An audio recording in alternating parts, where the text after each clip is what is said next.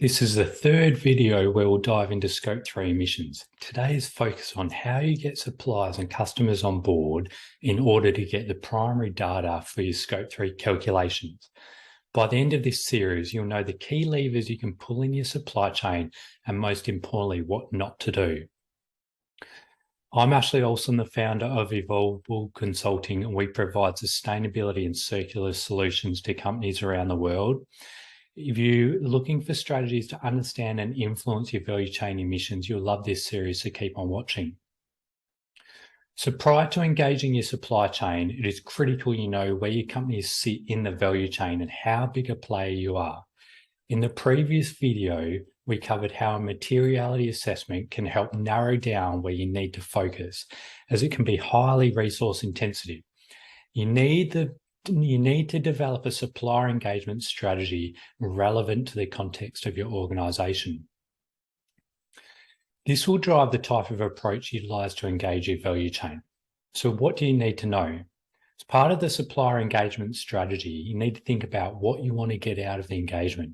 You really want to get insights and a level of transparency on where the supplier is sitting in terms of their own sustainability journey and what they are doing to reduce emissions. Typically, this can be in the form of a survey to start with, but if your relationship is established, have a discussion with them, tell them what you're trying to achieve. Collaboration along the value chain is critical to establish a baseline and reduce emissions. It may also unlock opportunities to create further value for each side and potentially new revenue streams. So what are the approaches to engaging your value chain? There are several approaches to engaging the supply chain, the main two being either a supportive or an enforcing approach. Either way, you need to be really clear with your expectations of your suppliers and customers. We always recommend taking a supportive approach in order to build the relationship and work on unlocking potential value between companies.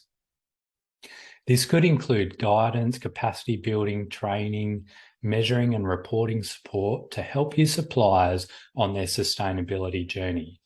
A number of leading companies in this area provide a knowledge hub for suppliers. Ultimately, by empowering your suppliers, it'll help fast-track your own company's sustainability journey. Microsoft is a great example.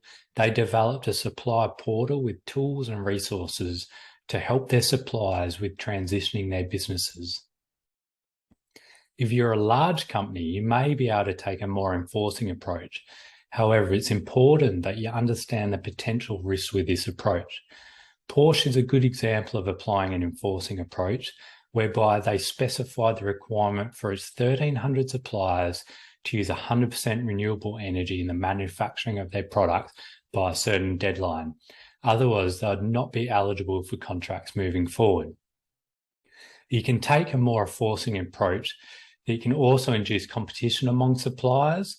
However, you need to be prepared of the risks that you may also lose them as a supplier, or you have the cost passed through if you take this approach.